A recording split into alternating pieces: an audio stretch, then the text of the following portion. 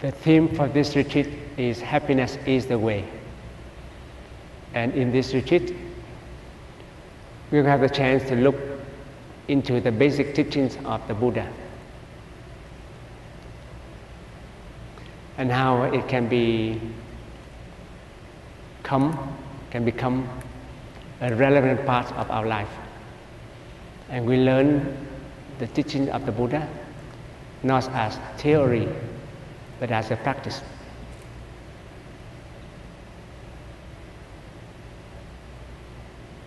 We learn about the Four Noble Truths. There is suffering, there is the cause of suffering, there is happiness, and there is the way that help us achieve happiness.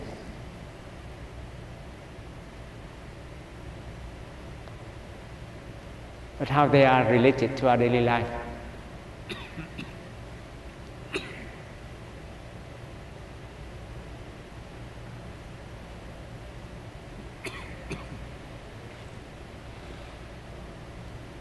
Buddhism is not a religion. It is a way of life. It is a way of living. In the heart of the Buddha teachings, the book, the heart of the Buddha's teaching, transforming suffering into peace, joy, and liberation. It was said very clear in this book. Buddhism is a way of life, it's a practice that can transform suffering into peace, joy, and liberation. If we practice Buddhism, that our suffering have not been transformed, the more we practice, the more we suffer, then we are not practicing Buddhism. Have to be very clear about it. When we practice Buddhism, we should become happier, more joyful.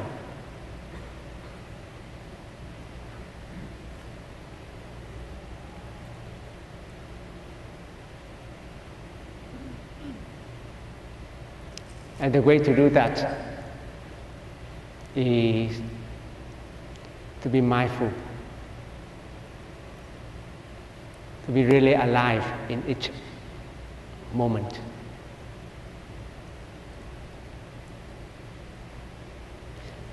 When we talk about Buddhism, the teaching of the Buddha, we usually heard that suffering is a major teaching of Buddhism. It is not. Suffering is not a major teaching of Buddhism. The Buddha, when he first started, when he gave the first talk, he did not start with suffering.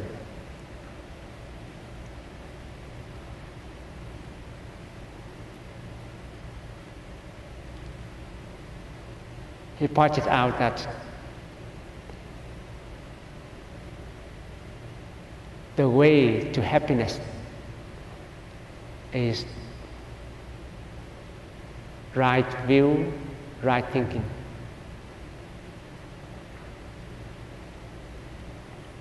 And he pointed out the middle ways, which is the Noble Eightfold Path, as a way to happiness. Let me read an excerpt from that sutra.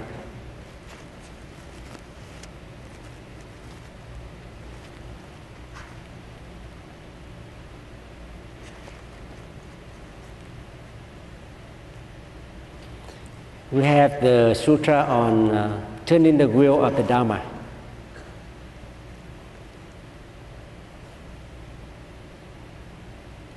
The first talk that the Buddha gave to the 5 of his colleagues that practiced with him.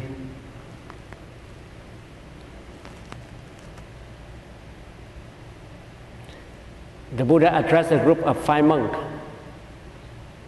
saying, "Bhikkhus, there are 2 extremes that a monk should avoid." What are the 2? The first is the devotion to sensual desire and the attached to the sensual desire.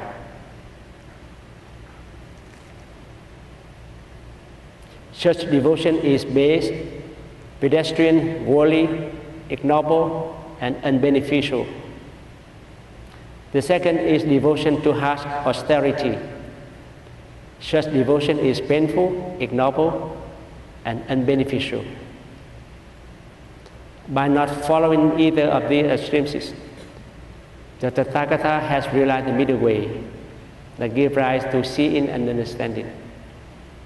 This seeing and understanding are at the base of peace, knowledge, full awakening, and nirvana. Very clear. He told us not to be attached to 2 extremes.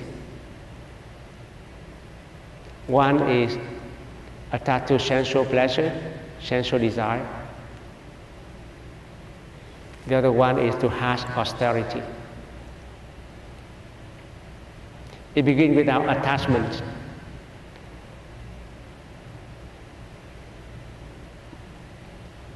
What is the middle way?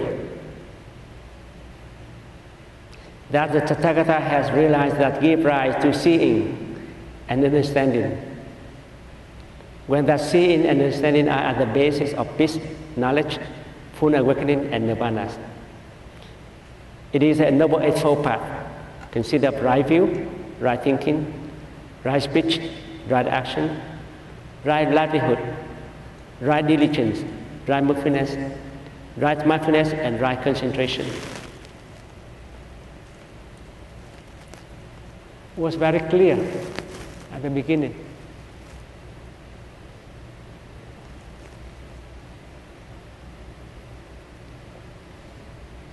The Eightfold Path is the path to happiness, to peace, joy, and liberation. And the reason for us, the way for us to go into that happiness is to not be caught in 2 extremes, to drop off our ignorance, the middle way.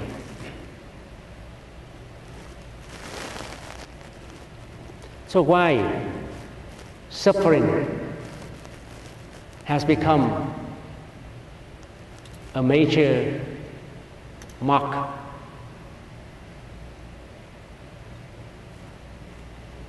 of the teaching of the Buddha so far? And we have been caught into those teachings that Buddhism have been considered as very pessimistic. So in order to help Buddhism alive, make it more accessible to the young people, we need a different approach.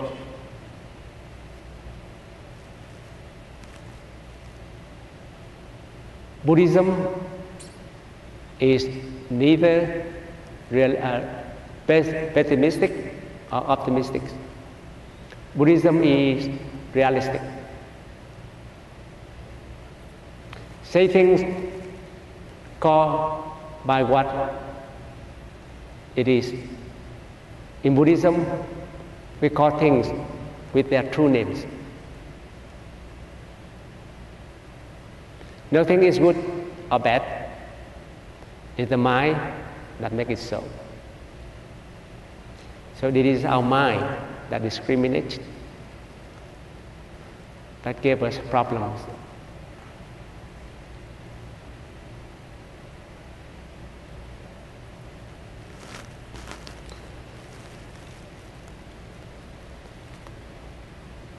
We usually heard about the 3 Dharma seals. Dharma, as we understood, in the chanting. I take refuge in the Buddha, the one who shows me the way in this life. I take refuge in the Dharma, the way of understanding and love. But Dharma here also have another meaning. It's life phenomenal. Whatever we see, whatever we think, whatever manifests, it is called a Dharma. A flower here is a Dharma. A child is a Dharma.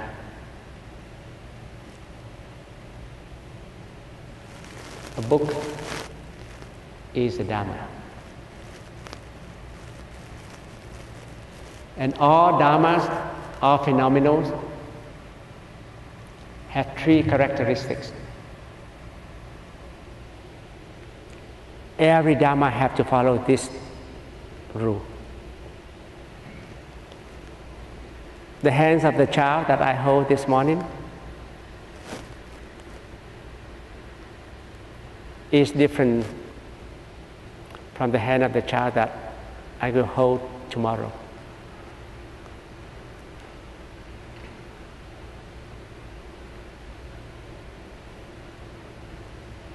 My consciousness, my feeling, my perceptions, as I am standing now, is different from my feelings, my perception, when I was sitting there.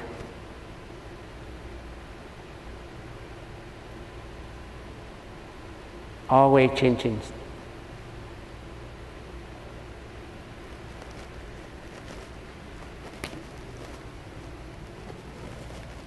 There's a characteristic of non-self.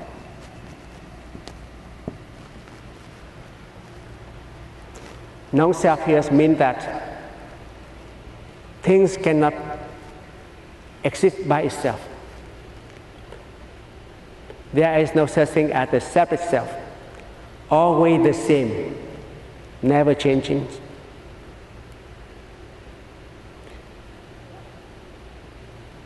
There is no such thing as the separate self.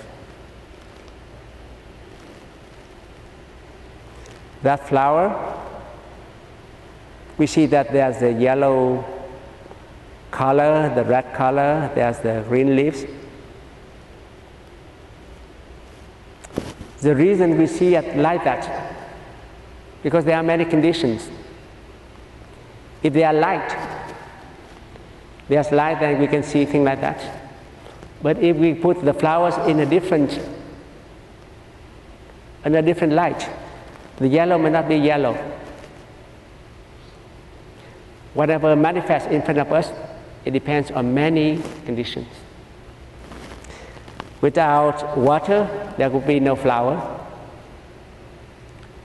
Without sunlight, there would be no flower. Without a gardener, there could be no flower. So, in the flower elements, there are the sunshine elements, there are water elements, there are gardener elements.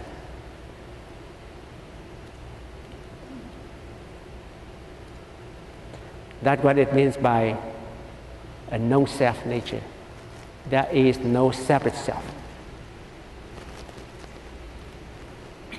We will see how it applies to our daily life when this theory manifests into what happens in our daily life.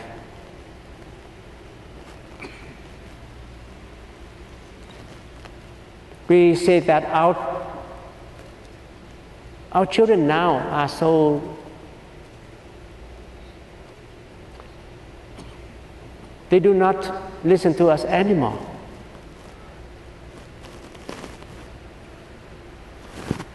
They're not so obedient as they were when they were 6 years old.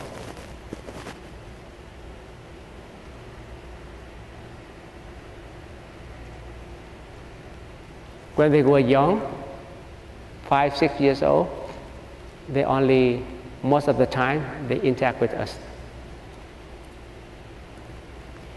So they are made of, the elements are parents and children and some young friends. But when they're 9 years old, 12 years old, they are made up of other elements. They listen to ads, they see advertisement, they play games, they interact more with others, and they are being affected by other elements. The children, when they are at 8 years old, are made up of elements different when they are at 12 years old. We have to consider those elements as a part of themselves.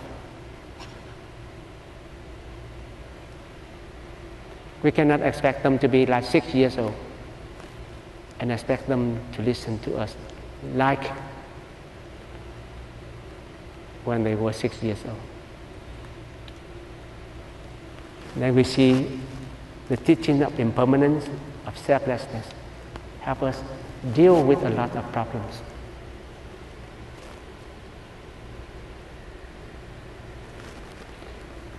And then there's an element of nirvana,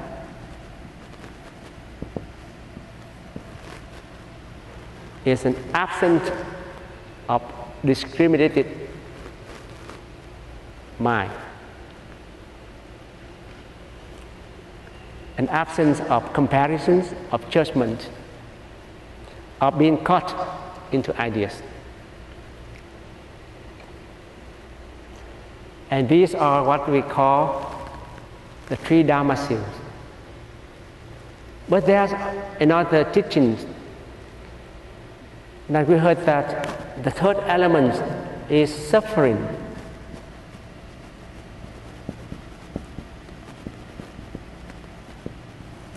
As the third characteristic of life phenomena.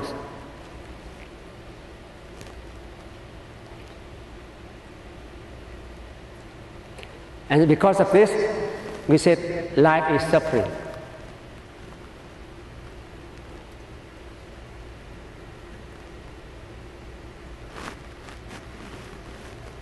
They said that the third characteristic of a Dharma is suffering because things are impermanent, because things have no separate self.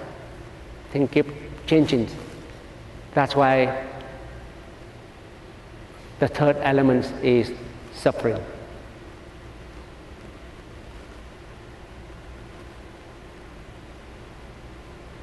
The theory of suffering says that because things are impermanent, there are suffering. Because there's no self, there's suffering. But is suffering, is impermanent suffering?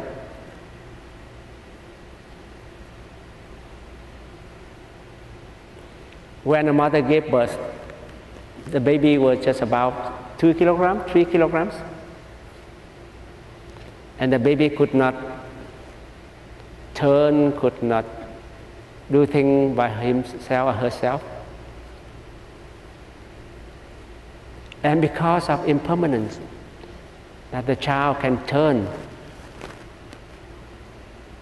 can cry, can grow into a small boy, small girl, become a teenager,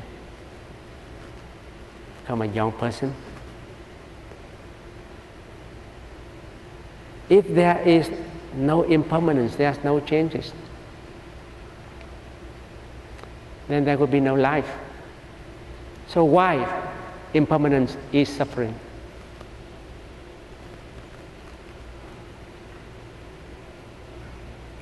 But how about death?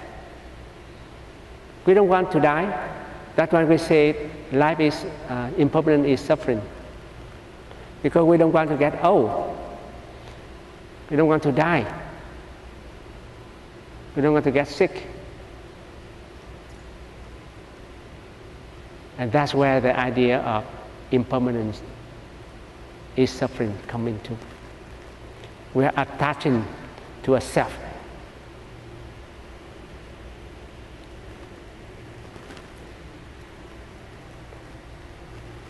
They said also, no self is suffering.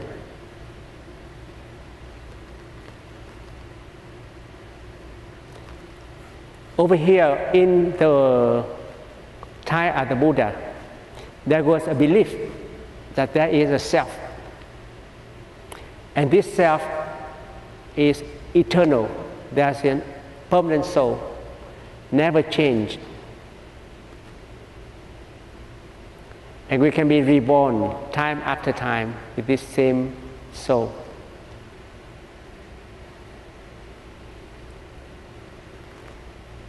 And so when people think that there's a selfless, there's no self, people are afraid of losing this soul. Things are so uncertain, a lot of uncertainty.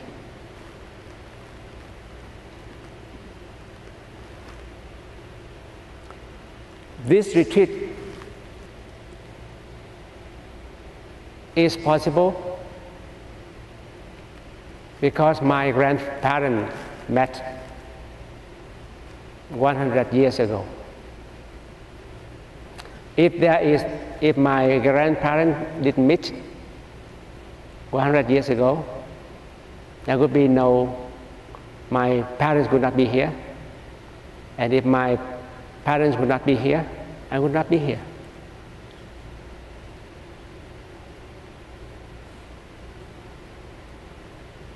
There are many things that make a certain phenomenon happen. It depends so much on conditions, on other things. Because of the uncertainty, people are not sure of what's happening. People are always looking for some sure things. When we say something, oh, I want something to be very certain. I don't want something to be very vague. When somebody doesn't give us a good answer, something that is sure, we don't feel safe because a lot of uncertainty. Will you love me forever? I want you to love me forever. Our young people promise each other that.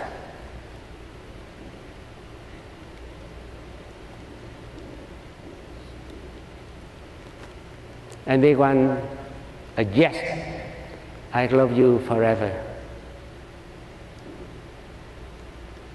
They think that never change. But whether people can stay in love with each other or not forever depends on many conditions.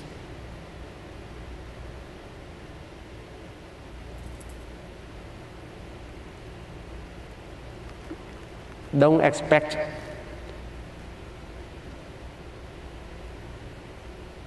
things that never change. And then you will not suffer. You see here, because of these two elements that people have a wrong understanding of impermanence, of selflessness. And then I say that the third element is suffering. Suffering, it is a feeling. When we suffer,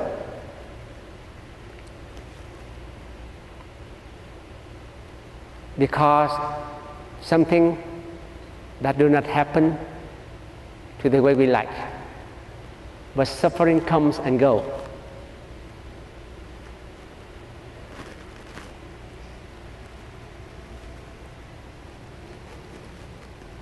We will listen to the sound of the bell.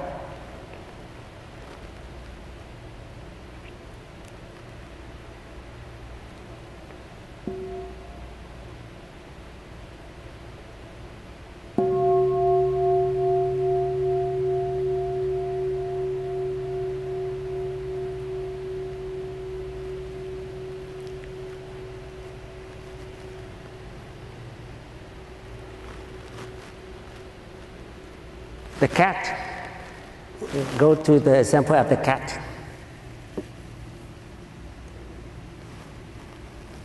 It have a lot of food to eat. But one of the characteristics of the cat is its capacity to run, to climb trees.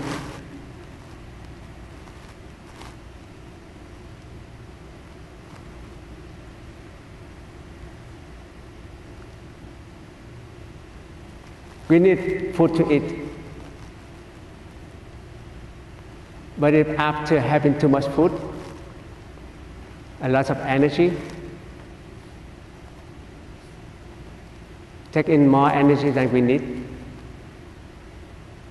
then our body will not function as well. And so what we take in, what was used to be good before, is no longer good.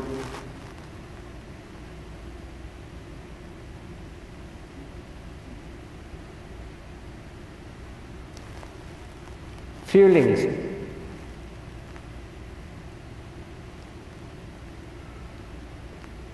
Is our reactions to things. When something that makes us happy, we have a good feeling. When something that makes us unhappy, we have unhappy feeling. And if we are unhappy, we say that we are suffering. So suffering is something that comes and goes. It depends on conditions.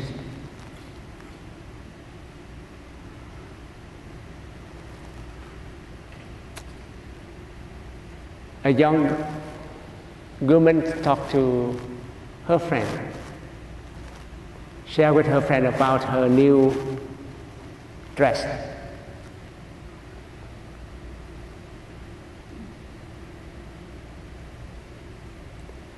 She just bought a new dress and she was expecting a praise from her friend. Look, I just bought this new dress. What do you think about this dress? So, if you know she expects a praise from her friend, but her friend is quite honest. So she said, well, this dress, the color doesn't fit your skin a bit because it's too bright. If you wear this, it will make your skin look dark. And of course, the friend doesn't like that comment. So she got sad.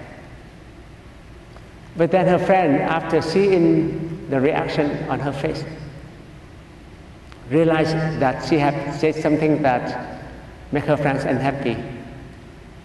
Say something like, oh, you know, that color is a bit bright for you, but it had this belt here that when you put it on, it looks you slender. So it looks good on you. And so the feelings, unhappy feeling become a more pleasant feelings. She doesn't suffer anymore. Impermanence, our suffering change with a praise or a comment by others. Our happiness depends on other things. And this one, our suffering comes and goes with conditions. With this case, suffering cannot be a universal characteristic of Dharma. Because when you have a seal, you have a characteristic, it has to be permanently, has to be always true. When you talk about the two parallel lines,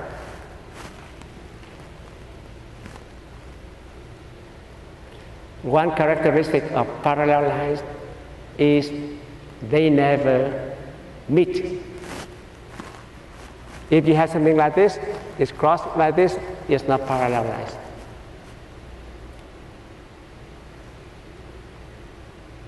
Parallel lines are lines that never meet, cross each other. That's one characteristic. If suffering qualifies as the truth at the third Dharma seal, it has to be always universal. But suffering depends on conditions.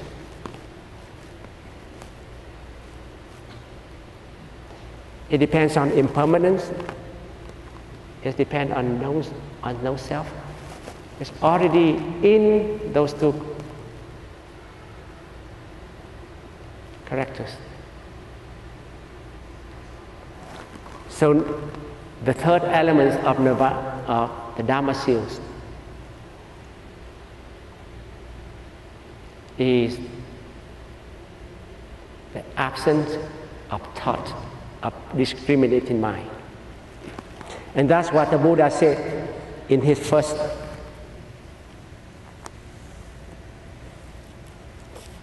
Dharma talk.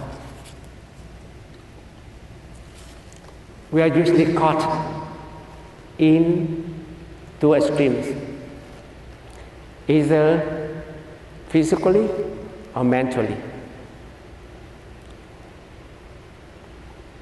In physical world, material world, we caught into one extreme is to enjoy a lot of sensual desire or to live a very austeric life. And that way the Buddha have tried, and it did not bring him happiness. Mentally, we're searching for ideas, searching for this kind of happiness, that's happiness. We discriminate. And because of that discrimination, we always suffer.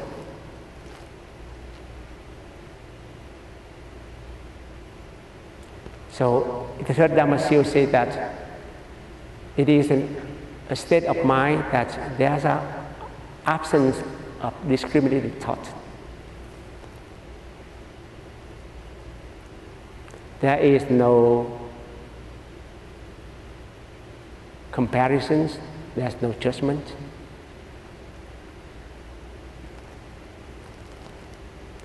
There is no idea of coming and going. There's no idea of success or failures. There's no idea of achievement or being a loser.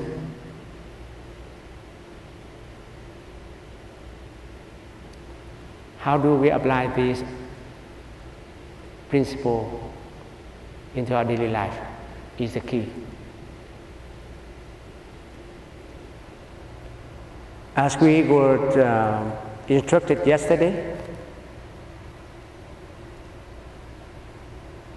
we were guided how to sit, how to walk, how to follow our breath.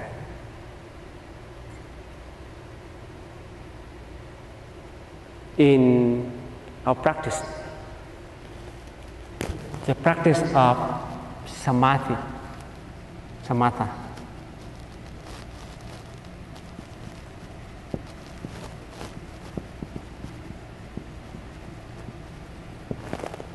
vipassana.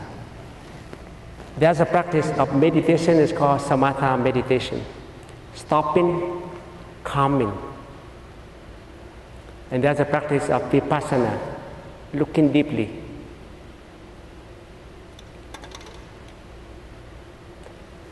In order to look deeply, we need to stop to calm ourselves. And most of the time, if we can stop, we can calm ourselves, Vipassana practice come naturally, without any effort. So we were taught to slow down, to eat in mindfulness, to do walking meditation,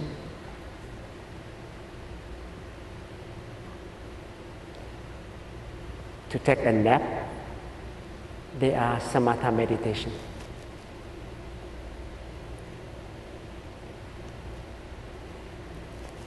And only when we are clear, we can see things. Vipassana comes automatically after samatha.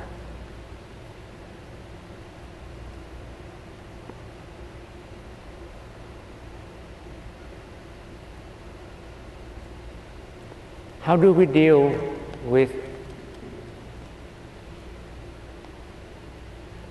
our teenagers when we told them to stop playing, surfing the internet after 12 o'clock at midnight? This is a problem that most parents face now.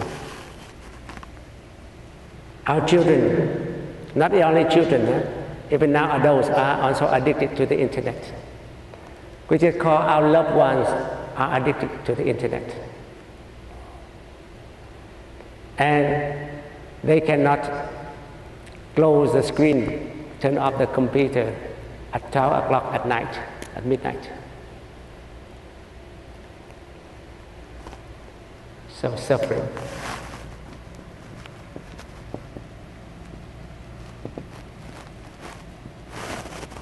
The first step is to recognize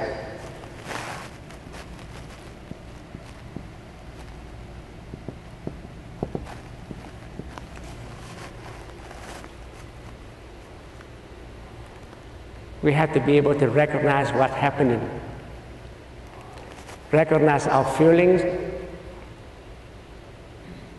our emotions. John is not going to bed. He doesn't study. He plays game. The homework is supposed to be turned on tomorrow, and right now he still doesn't do his homework.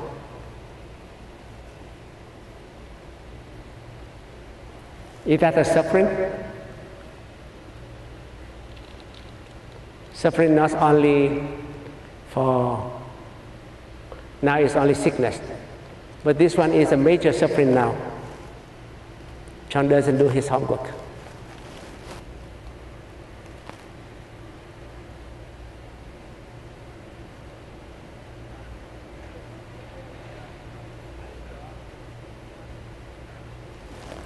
Recognize the problem. Know our feelings. What makes us suffering when John doesn't do his homework? We are afraid that he would not get good grade. He would not get, because of he doesn't get a good grade, his final grade for the year will be low. He would not go into a good school like we expect him to go into.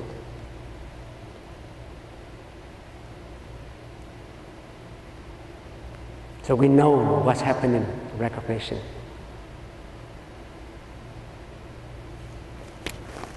The next step is to embrace it, to deal with that. And in the teaching, they say that is encouragement.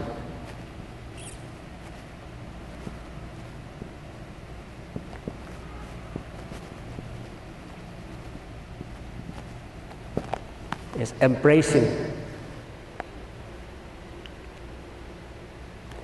We know that we are suffering because of that fact, that John is not studying, he playing.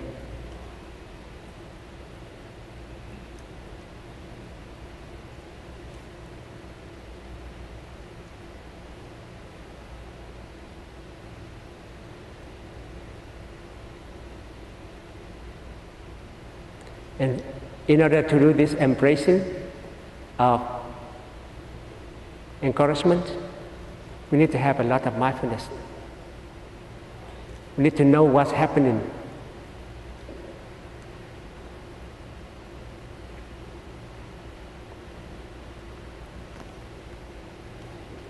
We have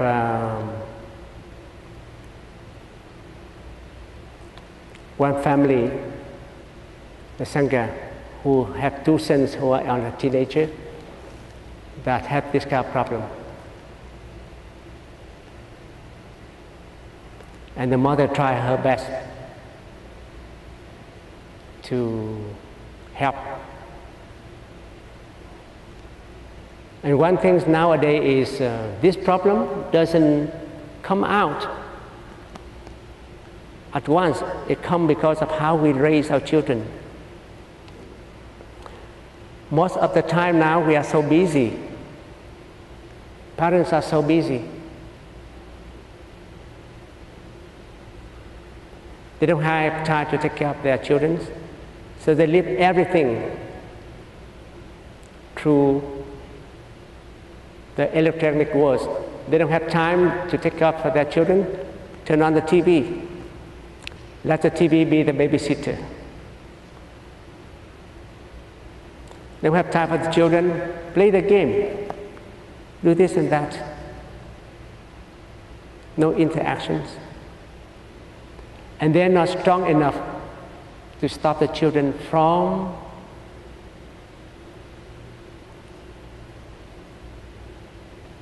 doing things that they think is not correct. Because if they want to stop, they have to spend more time, and they don't have time to do that. So usually, they let things go until it becomes too much. And then the problem is becoming too big, too difficult to fix.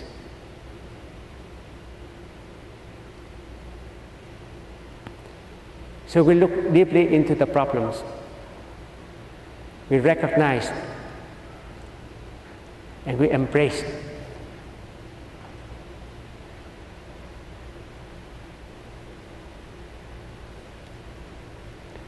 The reason that he does this is not only his fault. Look deeply. And we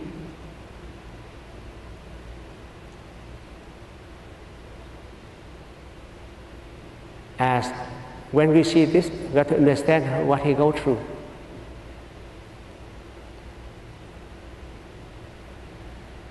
We need to embrace our feelings, not to give any reactions.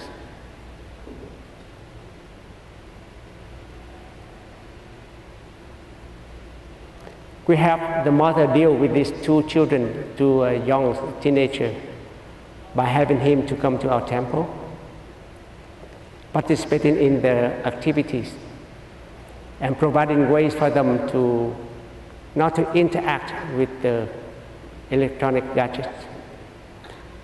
Provide them activity like we do in this retreat.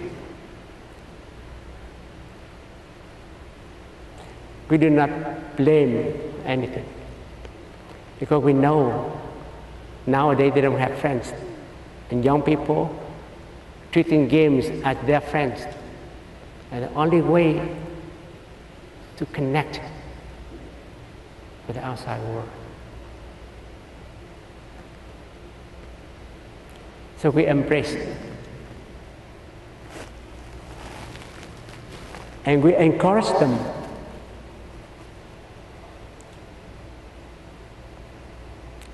We don't say that you are bad, but over here there are other things that may be more fun for you to do. You have friends to be with. While you go on the game, you contact with friends, right? Here's friends to play with.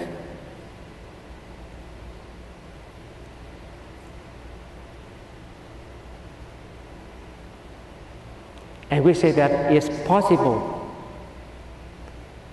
to drive people from doing unharmful things, unhealthy things, into doing healthy things by a lot of encouragement, by a lot of embracing.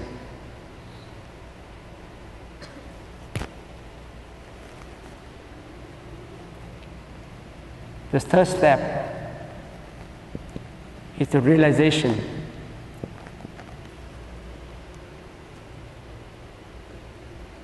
When we do something, when we investigate something, we have to be consistent. First, we have to recognize the problems.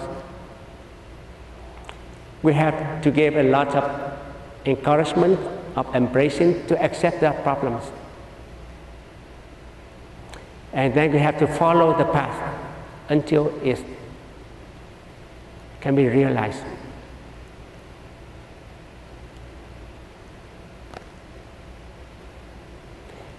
You have to believe in what you are doing. You have to make an effort. And then you have to keep it till the end. And she also helped beside being giving words of encouragement, beside being with them, she also gave some kind of discriminatory means. You can play internet, but not every day. 3 hours on the weekend.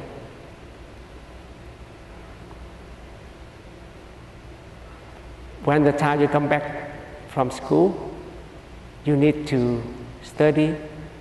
I do not prohibit you from playing, but playing so that other things can be done too. And you have substitute activity for them. One thing that most parents do not realize, and usually they give up because they thought that teenagers have a world of their own and they don't listen to adults. And they want to be rebellious. Those are only myths. Teenagers, they really need our advice. They really need our guidance. But just give guidance, don't force them. You give time, you give them opportunity to do their things.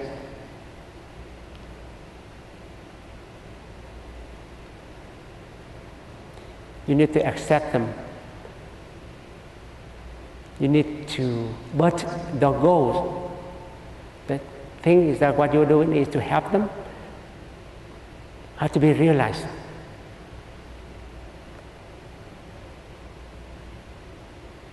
So first you recognize, you encourage them, you embrace them. With these things, it will lead to a result of realization. We have tried that for about 2 years. It took us 2 years. When the teenager come to our temple,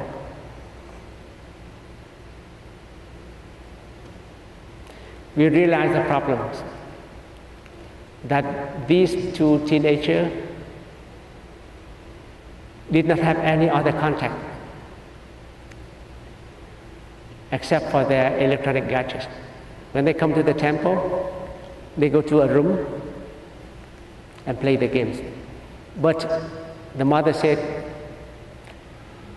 by having them to come to the temple is already a success. That's what I wish for. If they come to the temple, that's my success.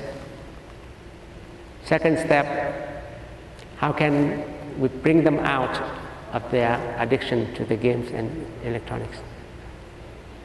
We accept them, we encourage them by being involved with other activity, by having friends, bring with them, by accepting them.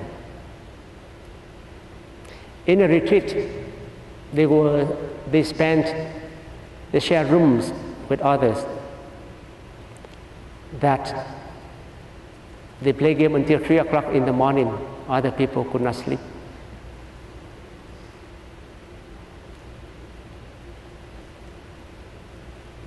And the only people that they listen to is the mother.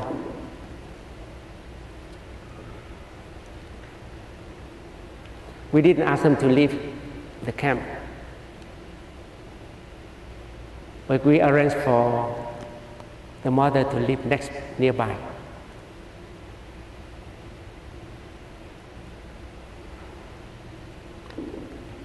And we practiced that until a few months ago. We looked them at two different persons.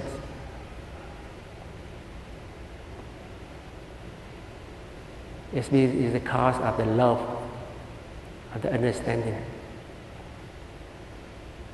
They now, with the help of the mother, lock all the electronic things at home until they come back from school, do the homework, and then they can play without disciplinary actions. But with a lot of blows, the mother go out with them on movies and other things.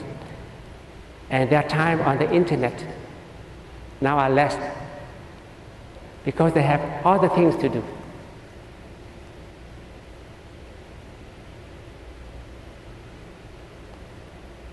This is the kind of suffering nowadays that people face.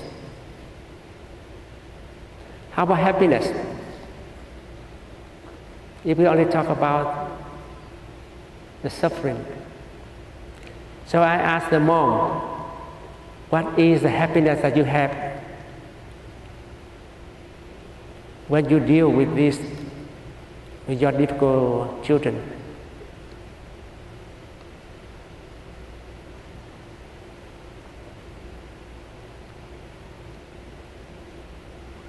What is the option for the parents?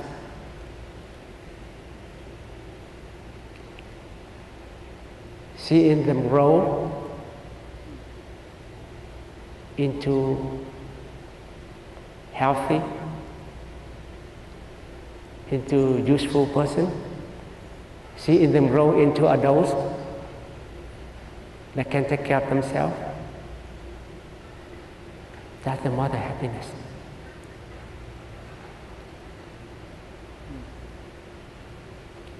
It's not that when we deal with our difficulties that we don't have happiness. In fact, it is the happiness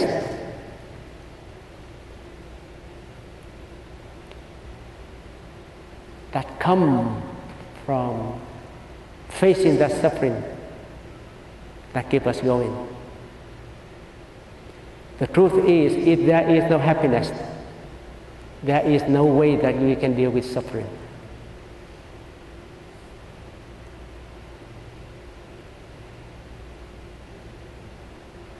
And that's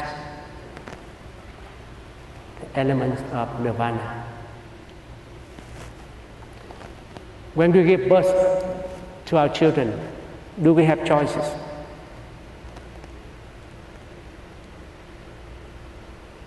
It can be born as a healthy child, or the child can be born with Down syndrome,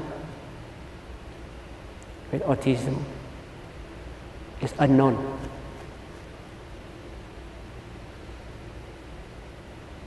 Does the mother love the child the same? Or she only loves the child when she is healthy with no other illness? What makes